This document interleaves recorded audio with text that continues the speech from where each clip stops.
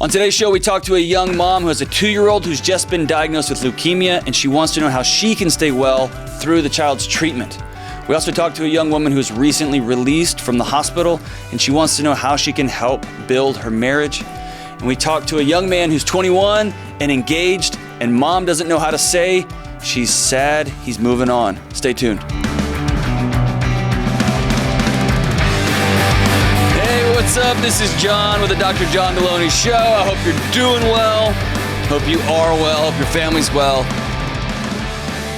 I hope that you are finding kindness and joy. And if you're not, I hope you are closing your computer box and you're being around people who will lift you up, pick you up. Whether it's hard stuff, good stuff, bad stuff, I'm glad you're with us. Glad you're walking alongside of us in this wild, wild time. Hey, if you want to be on the show, we'd love to have you. We talk about anything, everything, all of it. Give me a call at 1-844-693-3291. That's 1-844-693-3291. Or go to johndelony.com/show. You can fill out the form. It'll go to Kelly. She'll hit delete. You can do it 3 or 4 more times, and it'll get through. That's not really true. She won't just hit delete. Unless it's dumb, and then she might, right? Okay, real quick. This is so great. Few things in my life make me happier than when James Childs is wrong. And he almost never is. And so this is like a good thing for me. But listen, I feel like this is my public service announcement for the James A. Child. What's your middle name? Right, like I'm going to say that. Oh, that's true. I'm going to call him Alan. So it's going to be James A. Child. James Child, by the way, is not even close to his real name. It's an alias. But listen, a few months ago, we were on the interwebs, and he was making fun of me about how whenever I get a hard call, I always go like this because I don't know how to transition, and I'm new to radio. So then you people came out and attacked James in the most glorious, lovely way. Everybody went to war and was like, hey, James, why don't you back off the guy? He's trying his hardest. And I appreciated that, but it's like super continued.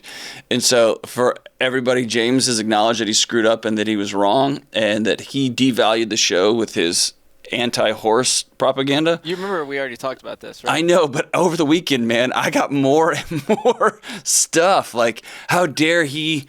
You need to get a new... Listen, I can't do this without James. How about that? Can I just say that out loud? I don't know what I'm doing, and I need James A. Child. You play the victim on the air. People don't realize how much of a tyrant you are.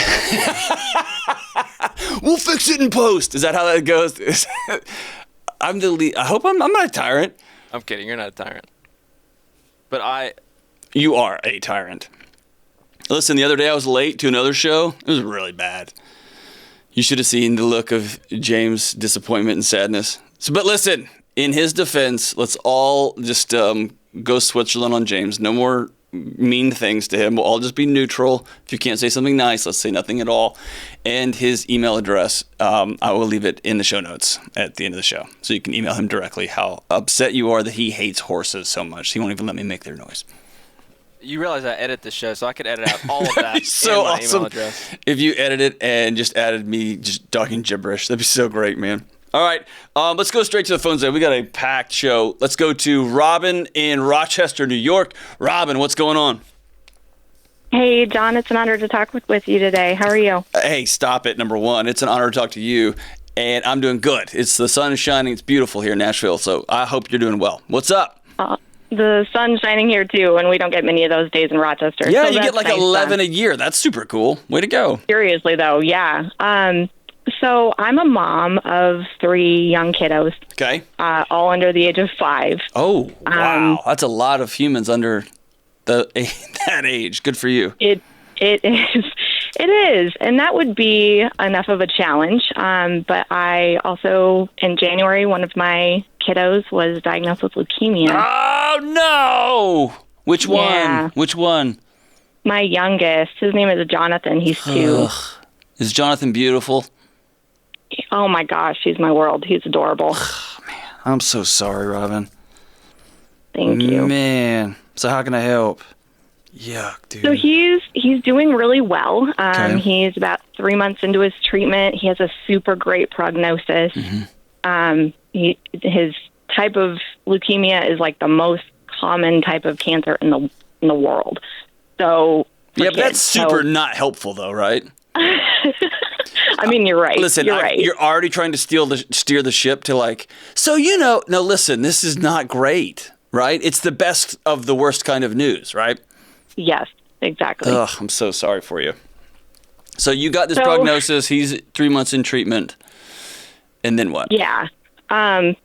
So we still have probably about 2 years on treatment for him, and that's assuming things go like really great. Yeah.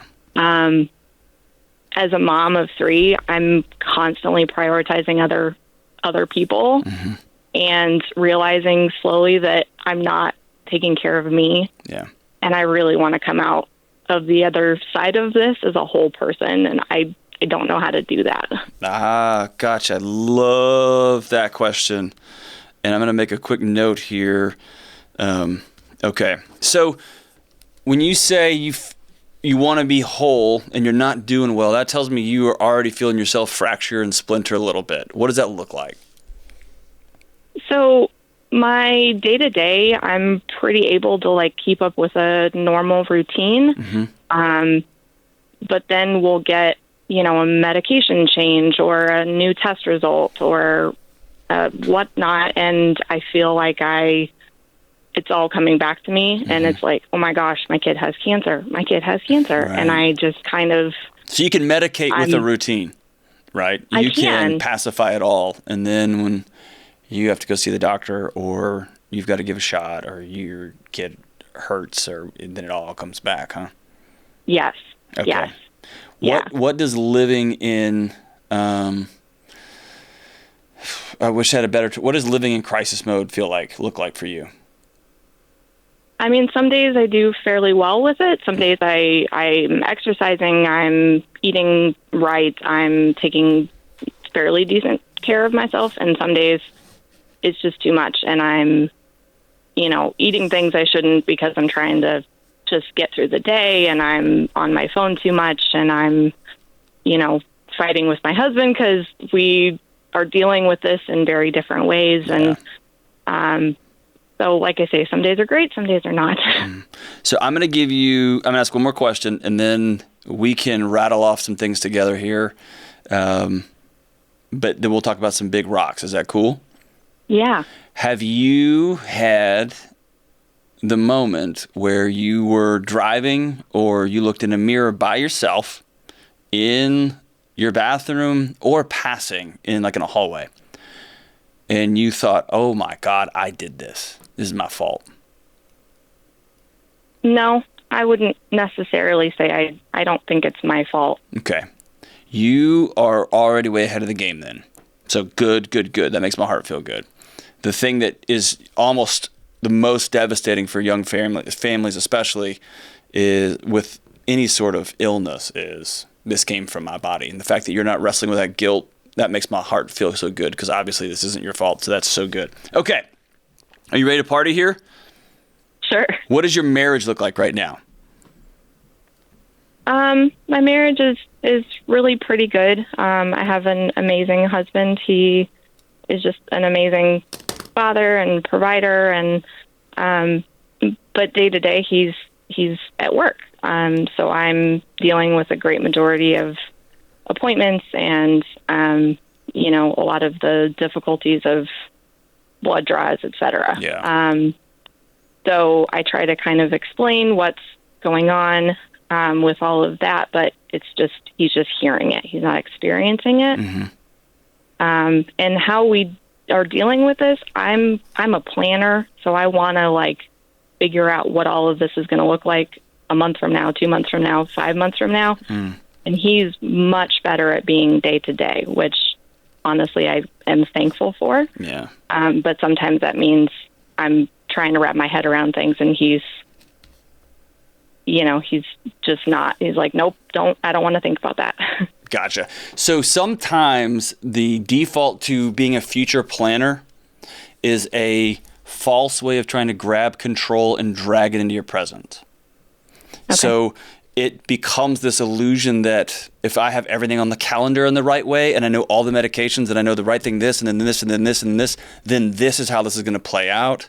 And nobody knows more than you that that's not how that works. But it's such a drug to plan and have a list in the spreadsheet on the computer so that, right?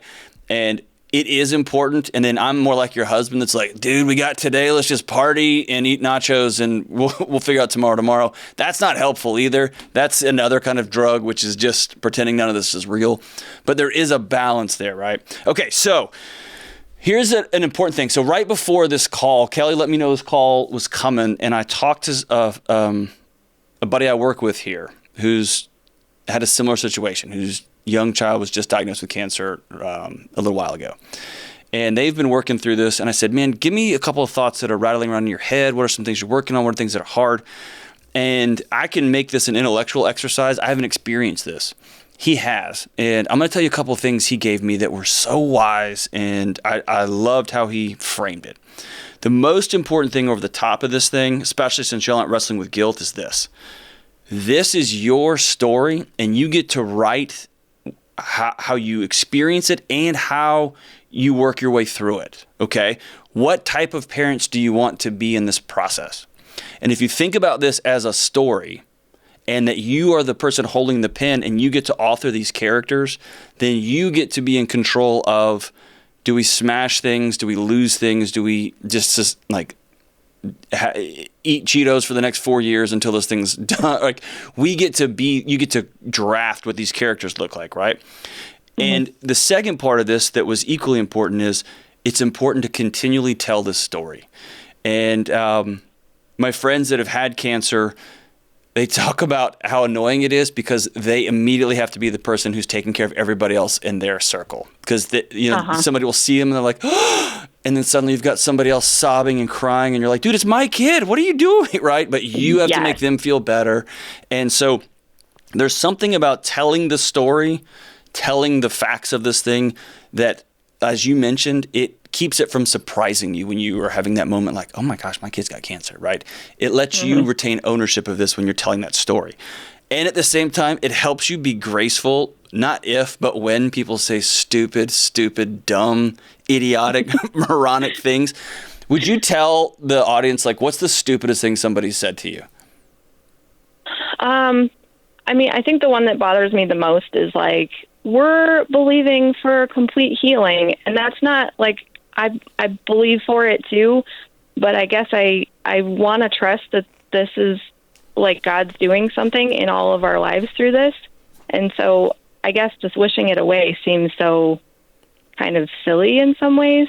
But okay. People definitely say things that it's like, really? Well, and yes. I've been standing there with folks who are doing death notifications before, and it's like I have to interrupt them because I realize, oh gosh, you can't say those words out loud to another person, right? So it is up to you, unfortunately, to decide to hear those things and just set them down. Because if you carry them, that anger and that frustration and that just, it'll melt you, right? And it will weigh you down. They're going to have done their good deed for the day when they dropped off their casserole and said, this is all going to be over soon, right? And you're just thinking, I just did a blood draw on my 2-year-old. How are you doing, right? It's being able to just put that down and balance it with this. And this is super important. You have to have other people that you can sit down and talk to and be open with and bang your head and your hands on a table and scream, this isn't fair. And that will tell you jokes and that will sneak you cigarettes, whatever the thing is that you shouldn't have done, but you used to in high school. Now it's coming back. All that stuff is going to sneak you cheeseburgers and you shouldn't be eating them. And also say, stop eating cheeseburgers. You need people who will go through this with you. Do you have a group, parents who have experienced this? Did the hospital connect you with some folks that you've sat and met with? Yeah, we do. Good. We do. We're definitely working on developing that community more as well. And this is I wouldn't have thought about this, but he mentioned this. Every family's going to have a different story. They're going to have different interactions with the doctors, different parent pressures, different in-law pressures, different responses to different medications. And so do that weird, hard thing, which is be in community and remember this is your story. And your kid may be the one that responds so good, and the 3 other people in this group's kids didn't, or vice versa, right? And it's remembering this is your story and you need other people. And never be afraid to distance yourself from absolute idiots. And there will be such great morons. Have you had morons just emerge over and over and over? Yeah, definitely. Your dismissive laugh is maybe my favorite thing of the whole day. You're like, yeah, there's some people who have totally ruined our day. I love it. It makes me happy. Okay. You will not survive this if your relationship with your husband falls apart. And a number of relationships, I shouldn't have said most, a number of relationships don't survive these type of traumas because, as you mentioned it, people do grief differently. And it is super important that partners build in conversations, they build in space to communicate and check in with one another, and there is no comparative grief going on at all. Because if you haven't had it already, there will come a weekend when you can't get out of bed. And your husband's going to have to step in there and slide right in and run with it. And that is going to also circle back on him too. And y'all are going to have to be graceful and kind and show up and over like the toilet sick with grief and laughing so hard you can't breathe because that's, your body's trying to handle it. But y'all have to tie in with one another. I would strongly, with all my guts, recommend a weekly check-in with the two of you, whether you go for a walk around the block, and if those knuckleheads call, what can we do? Cool. Show up at my house every Sunday night at 8 o'clock because me and my husband are going to be gone for 2 hours. And make them feel super guilty for not coming, by the way. Just kidding. Don't do that. But having a group that will show up and then practice being graceful with one another. Are y'all able to talk about the realities of this? How scary, how hard, how good, how bad it could have been, how much left how much left there is that you don't know? Are y'all able to do that with each other? Yeah, I think we are. Even though we process differently, we've been able to kind of step into each other's shoes and see that. Yeah. It may be super helpful to have go get a nice one, like spend some money and get a nice journal that you both can write back and forth in, and it can stay on your pillow on your bed. And one of y'all just agree that every couple of days the other person will write in it. It can be a way for you to get your unfiltered thoughts out without also reading his eye movements and his eye rolls and the way he's clenching his forehead, right? It can let you be unprocessed and unbiased and unfiltered and put those thoughts down, and then he can read them and check in, and then he can write, right? And sometimes people get separate in their grief because they think the other person is thinking different things than they're actually thinking, and you end up on 2 different planets. Writing it down and having a way that y'all can process. It's almost like, remember when you were like in middle school, elementary school, and you had those notebooks and you'd write in them and hand them to your friends? That may have been when I was a kid. I guess now you just text back and forth, but it's a way to keep up with one another. And then here's the last 2 things. Number 1, listen to the doctors, and for God's sakes, not the internet. Okay. Have you been down the WebMD rabbit hole yet? Yes. Yeah. It's bad. It's bad. What does that even mean? Well, I would say I've been down the Facebook rabbit holes. There's a lot of Facebook groups for this diagnosis, and the problem is that, again, like you said, it's different people, different stories. So, and it's a competition to who out sucks the other person, right? Like whose life is worse than the others. Like, oh yeah, well this happened to me. Like, oh yeah, well this and this and this happened to. Oh gosh, stay off Facebook, for God's sake. Stay off Facebook, right? Okay. Or just make a little tiny community and just say positive things or nothing. Otherwise, you're an idiot. Like, yeah, just don't go down the whole. Listen to your doctors. And if you ever have the gut feeling they're not telling you the truth, they're not being open with you, challenge them. This is your child. This is your baby. And I'm confident that you're already there. Here's the last thing. Hug, love, and hold this little 2-year-old accountable in the same way you would your other kids. And you want him, the challenge is going to be, you want to just give him a pass on everything, right? Because he's got cancer for crying out loud. Yeah. But let him also be a little boy. And let him also say, hey, I asked you to bring your plate over, right? Go back and get your plate, or we don't hit, or still hold him accountable and let him see that he is a part of this functioning family. He is just like his older brothers, older sisters. I don't know what the other two are, but he is just like them, and he is still a learning, developing little boy who also has this additional challenge. And when you get done, when this thing is through, and he is well, and he is healed, and he is whole, he will have this two parents who still gave him little boy boundaries. They still held him accountable. They still hugged the crap out of him all the time. And they still wrapped him up in all sorts of joy, but not bubble tape. They listened to the doctors. And now he's got strength and he's got character. He's got two parents that he knows will go to the end of the earth for him. And now he's got a story to tell because mom and dad took the pen when this thing started and said, here's who we're going to be through this process. And never forgetting that you're the authors of this thing. And be real grateful for yourself. There are some days that cheeseburgers are all that's going to matter. And I'm giving you full permission to crush them, okay? Crush them. And, hey, bring your other kids in on this thing, too. Do you give them jobs? Do you give them, opportunities to help and be a part of this? Yeah, Good. absolutely. Ah, that's so good. That's so good. Hey, here's the thing. You are down the road in this thing. When you think of being whole when this is all over, Robin, whole is not going to be what once was. Whole is going to be something totally new. And you're going to have scars, and you're going to have growth. You're going to have new branches that you didn't even know existed. You're going to have cried harder than you knew possible. Your marriage is going to be stronger in a way that you wish it wasn't so strong because it only gets this strong through strain and stress. But a whole is not going to be what it once was. It's going to be new.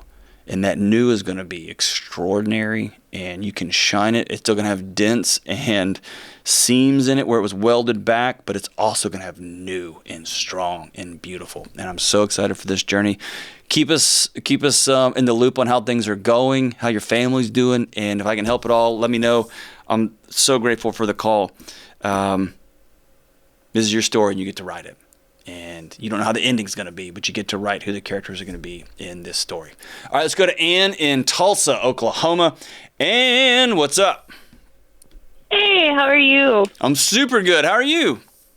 Doing okay. Really happy to be on the show. I'm just thrilled. Well, I'm glad that you called. I'm thrilled as well. So we're double thrilled. What's up? How can I help? So, a few weeks ago, I was hospitalized for suicidal ideation. Okay. I'm home now, and I'm back at work. Good. But things are still, kind of weird and kind of different. And I really just wanted to know, how can I walk through this season well, especially with my husband? What a great question. Okay, so you are married. Do you have any kids? No, no kids. So tell me about what happened. What happened, and how'd you end up in a hospital? Yeah, so I have a history of trauma. Okay. And been diagnosed with PTSD, and I started having these panic attacks. And in the panic attacks, I would really believe that people would be better off just without me. And so I was having a really horrible panic attack and believing that. And it was like something just snapped. And I was like, okay, well, I need to find the best way to, kill myself. And luckily, my husband and I were able to see my usual counselor. And, we talked to her about what's been going on. And, I got to that point where I was not confident that I could promise to keep myself safe. And so they decided that it would be best for me to go inpatient for a while. And did, kind of changed up some medicine, learned some new coping tools. And so you've been out for a few weeks? Yes. And how are you feeling now that you're back home? It's weird. Things are starting to get back to normal. Every once in a while, I'll do something with my husband, and, I'll feel that joy again. I'll be like, we're getting there. Yeah. But then there's also things that are just really weird. Like, what's weird? Our medicine's locked now. Yeah. And, we're having to really pay close attention to, what we do and don't do to try to avoid, triggers and just not get too tired so that I end up a mess. And I just feel really embarrassed that I was there in the first place because, like, on the outside, I'm still holding it together really well, and not a lot of people know what actually happened. Okay. So I want to change the ending here, okay? There won't be a back to normal, and I would recommend never using that phrase again. And I would even suggest you don't want to be back to normal, because back to normal was full of panic attacks and trauma memories, both in your mind and your body's response, right?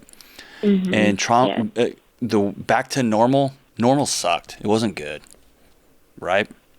And so what we're doing now is we are building a new tomorrow that's going to be different and stronger and more secure and more extraordinary than anything the people who hurt you could have imagined for you, anything that you, when you married this great guy, could have imagined, anything that you had in your heart and mind. That's where we're going now.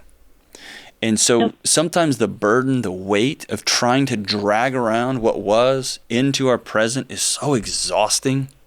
Dude, I'm just out. I'm done, right? There's a whole new energy with the excitement of building something new and the excitement of here's where we're going. And we're going to stumble and trip and fall and think, God, you've got an awesome guy walking alongside you. But this is where we're headed, and it's going to be so rad when we get there. By the way, you're never going to get there. The big sucker punch in all this is that it is where you're headed, right? It's awesome. So here's a couple of things. You may know this about your husband, but you scared him to death, right? Is that fair? Yes. Okay. Is he doing the best he can, however good or misguided, but is he doing the best he can to love you with the tools he's got? Yes, absolutely. Okay. So I want you to always keep that in your heart and mind. When it gets super frustrating, you can't just go get some Advil. Or it gets super annoying that you just want Diet Coke and they have locked whatever the thing is, right? You and your doctors. Just breathe, whoo, and realize that stupid knucklehead's trying to love me again, right? And again and again. Did y'all create usually they'll do it together if you've got a partner that's willing to. Did y'all co-create a wellness plan together? Well, we did one at the hospital, but it was kind of like a rush part of discharge, I guess. Okay. And I haven't gone over it in detail with my husband, and so I probably should. Yeah, so here's what I would do. I would take that, and I would let your counselor know that you're doing this, but you and him can work together on building a wellness plan that includes both of you, and he will be able to walk with firmer footing because you're going to give him permission to. When you see me not get out of bed 2 days in a row, you have permission to call my counselor. And my counselor's got permission to talk to you because you love me. And you don't like that I'm about to say this, but you're only 2 weeks out. That's not a very long time. And so for you, this feels like, it's over. I would tell you you're still in it, okay? And you are still, like you've seen like a baby giraffe on the National Geographic or whatever, like those wobbly feet. That's where you're at right now.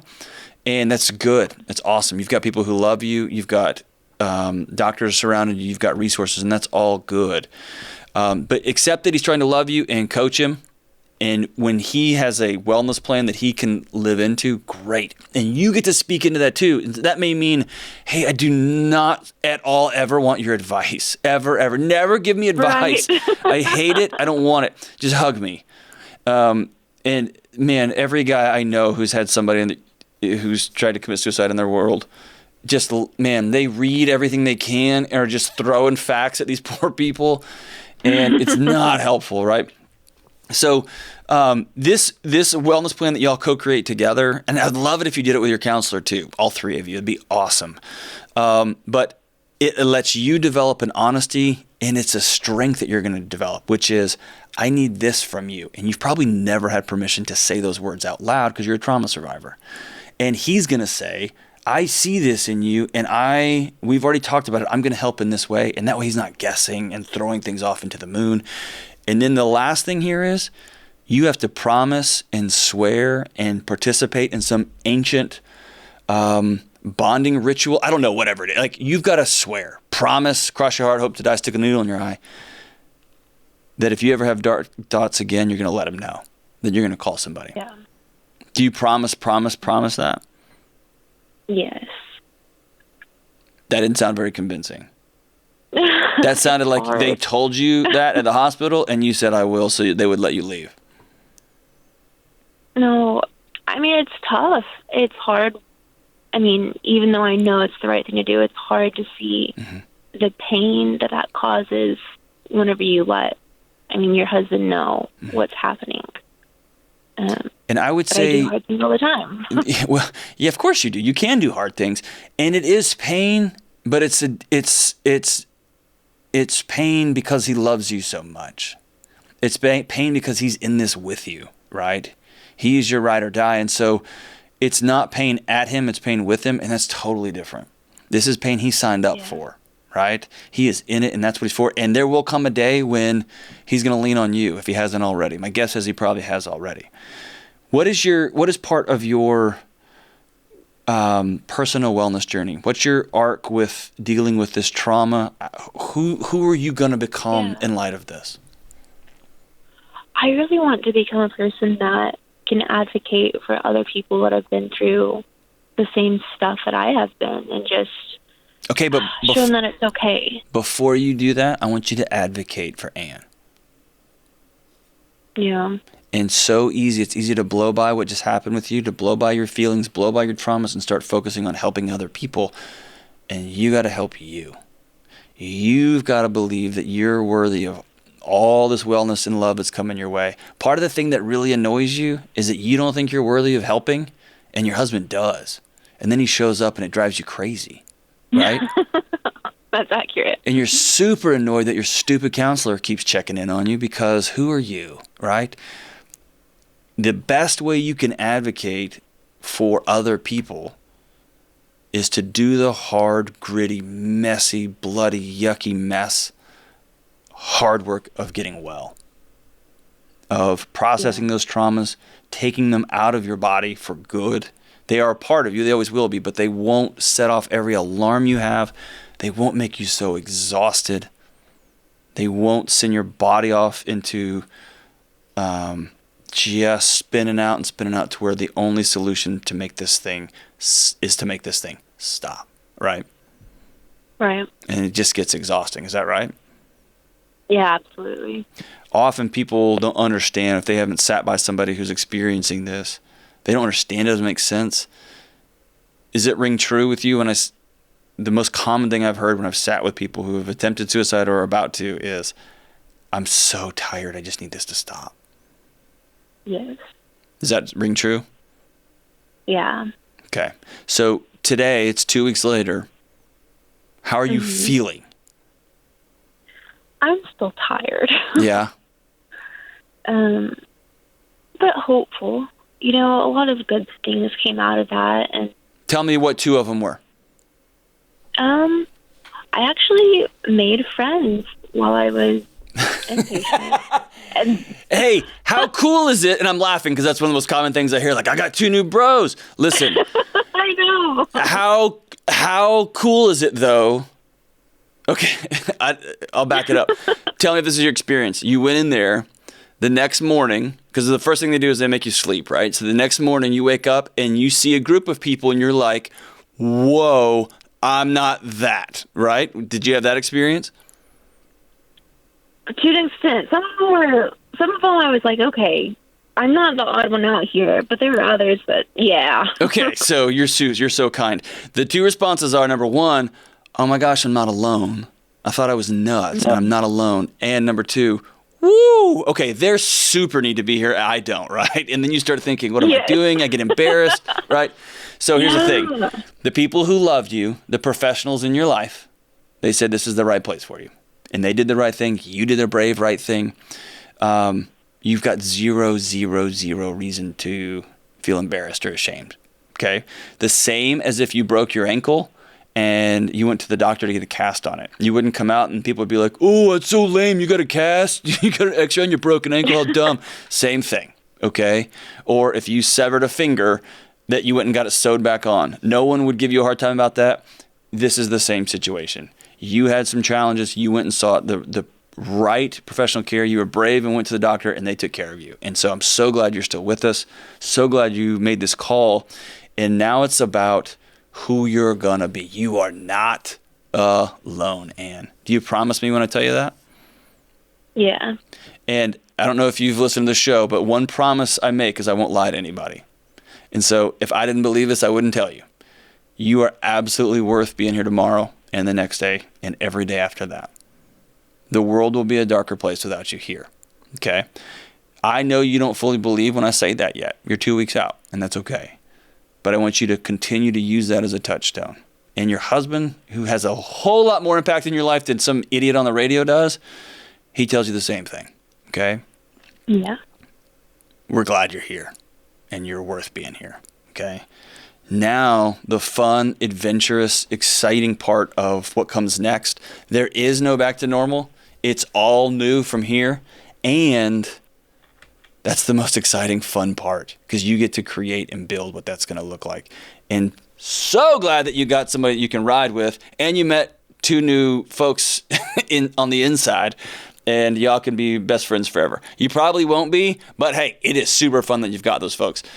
Make sure you stay connected to your doctor. Make sure you stay connected to your counselor. Make sure you stay plugged in with your husband. Y'all co-create a plan together so he knows how he can best love and serve you. You know how you can slowly start taking these steps on standing up tall, letting your voice be heard, letting what you say matters, what you want matters. And you promised in front of a lot of people, you promised that if you ever have a dark moments again, if you ever think about hurting yourself again, you're going to reach out. And we're going to hold you to it, and we're going to hold you to it. Okay? Thank you so much for your call. We love you, and we're so glad you're with us. I cannot wait. To see the exciting things you have ahead of you. I can't wait to see the grind and how hard it's going to be, and the little step after little step after little step. It's not going to be easy. But I can't wait to see your journey from here. Thank you so much for this call, Ann. All right, so we're going to totally switch gears here. My friend Gwen sent me this article, and I immediately read it and thought, I can't believe I haven't thought of this. Because I say some of these things, but then I thought, oh gosh, I may be wrong, and so I need to make sure that I'm not an idiot. And so, and those aren't mutually exclusive here, so I'm just going to read you a couple of things. It's an article by a guy named Pete Ross. Now listen, I don't know anything about Pete. I never met Pete. I don't know Pete. And so Pete may be the worst guy ever. I don't think so. He's probably a great guy too. He may be just fine. I don't know Pete Ross, so partridge in a pear tree. But here's what the article talks about, and it's fascinating. Just a quick snippets. In 2020, outrage is the latest drug of society. It's more acceptable than alcohol. It's more addictive than anything you can swallow, smoke, or inject, because while heroin and meth are clearly harmful, anger feels so righteous. After all, it's the other political party that's ruining the world. Their supporters hate America. People are too selfish. We're not doing enough for the poor. We're not doing enough for the 1%. Women don't have enough rights. Men don't have enough rights. Those people are racist. That group doesn't even recognize their privilege. And on and on. And he goes to write, we love being angry because it makes us feel smart. That reminds me of an article that a guy named Dr. Stoney wrote in Psychology Today, I think it was a year or two ago. Anger, we blame somebody when we get angry because it sets off our adrenaline. And we have to have adrenaline for fight or flight. And you can become addicted to that anger. When you get angry, it makes you feel smart. It makes you feel a little bit of power, which you need in a moment if you're going to take off sprinting, or if you're going to turn and fight a bear. And it tells us that we're the ones that need to be in charge, right? That we call someone out, or worse, we try to ruin their careers because they deserve it, because I'm right, and. And outrage sells like crazy, because it's a strong emotion, and strong emotions force people into action. That's why political parties, instead of just solving problems, which nobody will do, instead of solving problems, they whip their supporters into a frenzy. I'm still reading here. Whip their supporters into a frenzy of anger against whatever other side is. Corporations are now getting involved. They weaponize your outrage to sell their products. Now, you all know my thoughts on technology, how they create these ecosystems, right? And I'm a part of it. I get it too. Feel free to move right on, right? But this is a thought I hadn't considered before. Now, here's what he writes. Now, rather than get on my high horse and tell you that you're being played for a fool and you should stop participating in the media, blah, blah, blah, I just want to ask one question. How is this working out for you? Has constantly reading, liking, retweeting, or commenting your outrage made your life any better? Has it helped any of the injustices that you're actually trying to fight? What's it actually doing for you? Has it helped you earn more work, be better with your family? Has it made you more fulfilled? Has it helped solve the insanity of systemic racism and poverty and hate and political divide? Has it helped? He writes, my guess is it's just made you even more pissed off and angry. So he ends it with, here's a better idea. What if we use that time and energy to actively better your life and the lives of those around you? If you don't do that and keep being outraged by everything, your anger is going to consume you. Or if somebody says something outrageous that you disagree with, don't give them smoke. Don't give them the fire. Simply go outside and serve somebody. Simply go outside and join the march, the peaceful protest. Simply go outside and invite someone to your house who's hungry. Be about these solutions, not outraged by them. Now here's the thing. He ends with this. It's important to remember that yes, there are more injustices than you can shake a stick at. Y'all know me well enough. There is so much disgust and evil and ugliness out there over and over and over and over. But thumbs downing something or mean comments just simply aren't helping. If you want to take somebody's power away, take their voice away. Just walk away. Because you know what? If the if the outrage machine doesn't get the clicks, they'll stop putting the stories up. They'll stop. It'll just end because they're not getting anything, right? So I hadn't thought of this idea that outrage is ruining people's lives in this direct way. And outrage is important. When you see something disgusting, you got to step up and you got to step in. But I don't know if media fights, media screaming is the way to do it. And I've gotten suckered into this the last year, especially through the political season of, going to war and being loud. And I've got away from some of my core principles, which are, I'm going to love local. I'm going to take care of the people in my community. And I'm going to go out of my way to make sure people are in my sphere are taken care of. And I hope that when you feel anger rise up in you and you recognize that it's pointing you towards something you care about, that your solution is to go get involved and care, face to face, person to person, heart to heart, and not just to join the outrage parade. I love that question. It's from the whole American History X. How is this working out for you? How is this making your life better? It's a great question we should all ask ourselves. And more importantly, how is this helping other people's lives? Those who are suffering these injustices. All right, Gwayne, thanks for sending this on, man. It gives me something to think about. I'd love to hear your thoughts, so feel free to email us back or shoot me on the internets at John Delony. You can follow me there. All right, let's take one more call. Let's go to Kevin in San Antonio. What's up, Kevin? How are you? Man, I'm so good. How about you? I'm great. Thanks for having me on, and thank you for all you do. I'm a big fan. Hey, thanks, brother. I appreciate you calling in, and I love me some San Antonio, man. It's the best. It's the best. All right, man. So what's up? So I am 21, engaged, and I'm getting ready to move out. But I think my mom is manipulating my situation a little bit to influence where I move, and I need help navigating it. Okay. So what does getting ready to move out mean? Well, I am finishing up college and have job offers in two very different cities. One is Austin, Texas, and the other is in Washington, D.C. Okay. And after narrowing it down to those two cities, she is very much wanting me to move towards Austin. Of course she is. It's DC at all. It's like 2 hours away or an hour and a half away or 90 minutes away, right? Yeah. Hour and a half away, yes, sir.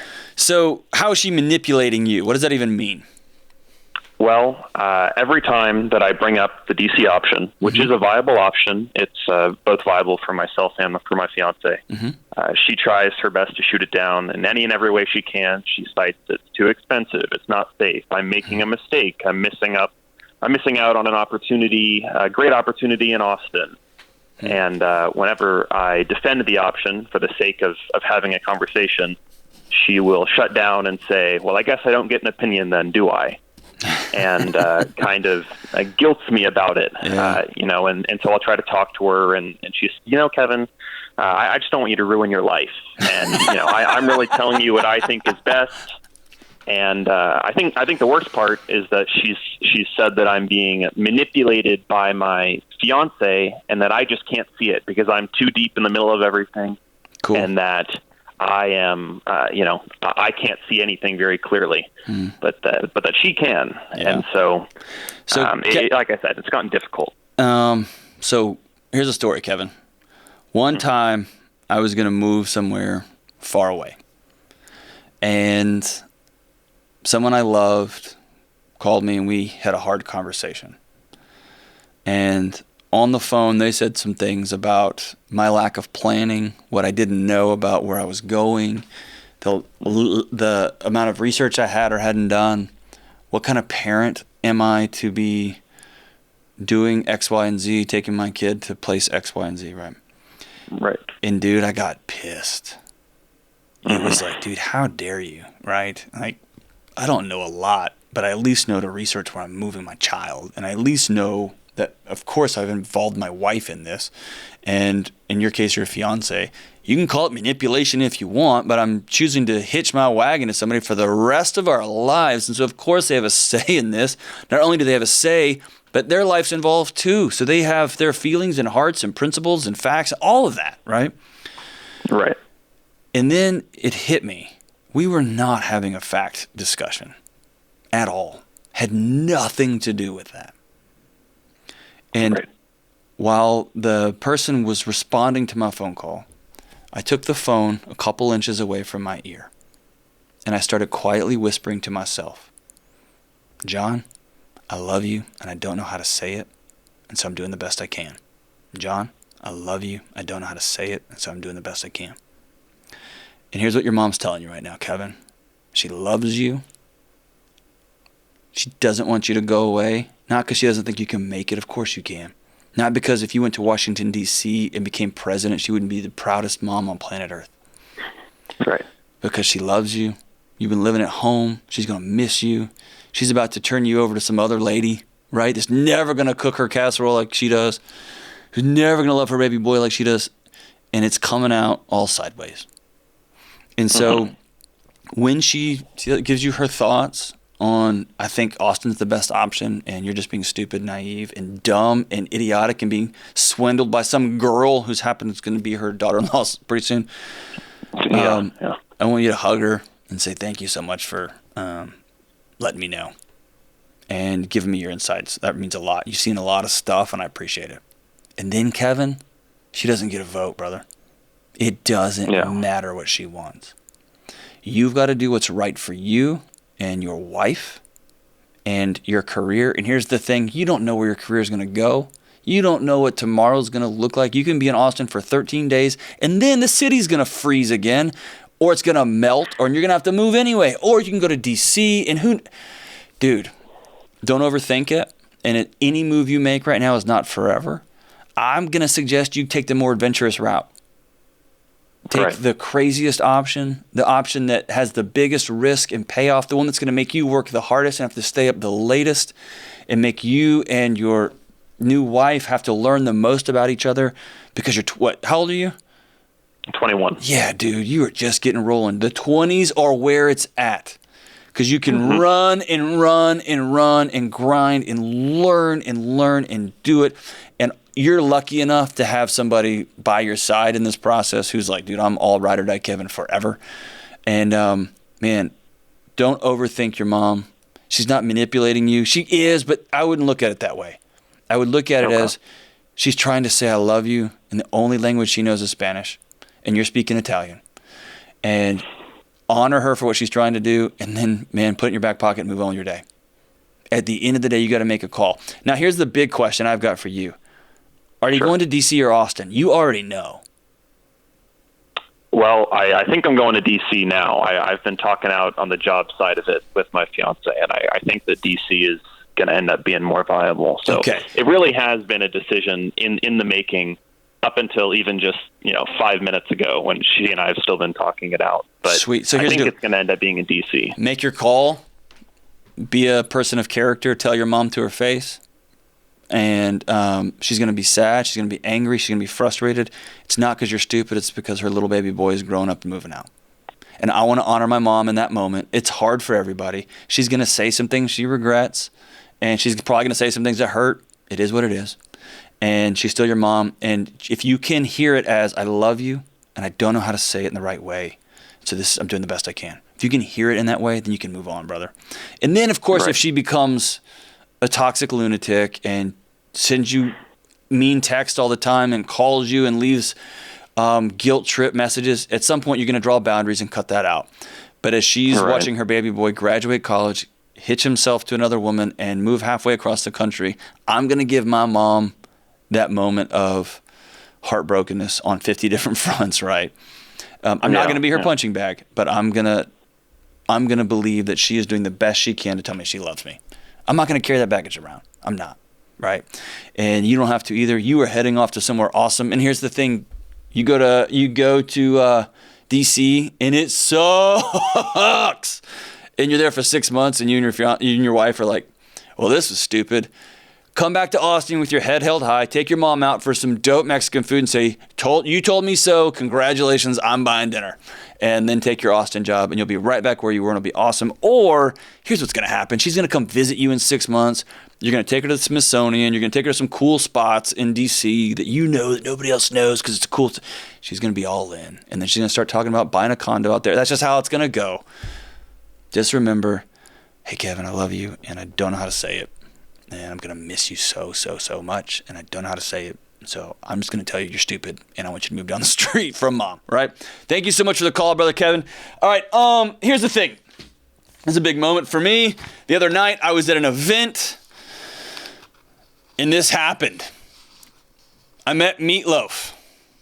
The guy, the legend. And I didn't even know what to say. It was so, I don't get starstruck ever. I just don't. And I saw Mr. The Loaf, and I walked straight up to him and I was like, hey, Meat, you and I are bros. You're about 50 years older than me, and your life's been infinitely different than mine, but you're awesome. And we hung out for a while. He was as delightful and hilarious and whatever you could imagine. And then I got home, and my wife was half asleep, like just hanging on. I said, hey, baby, I just want to let you know I'm home. And she's like, all right, good night. And I said, and by the way, tonight I partied with Meatloaf. And she was just like, whatever. And then she started to fade out, and she sat back up and goes, did you find out what that one thing he won't do for love is? To which I died laughing, and I was like, I didn't ask. I forgot. And she's like, idiot. And then she just laid back down to go sleep.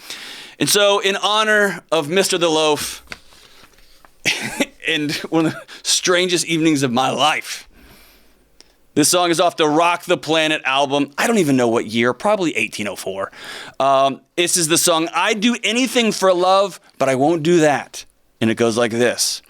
And I would do anything for love. I'd run right into hell and back. I would do anything for love. I'll never lie to you, and that's a fact.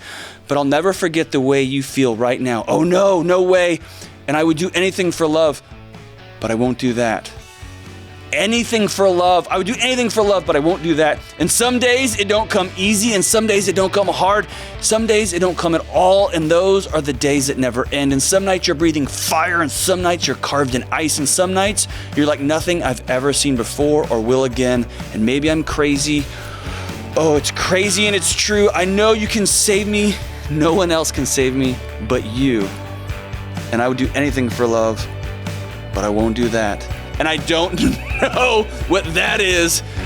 And such is this show. This has been the Dr. John Delony Show.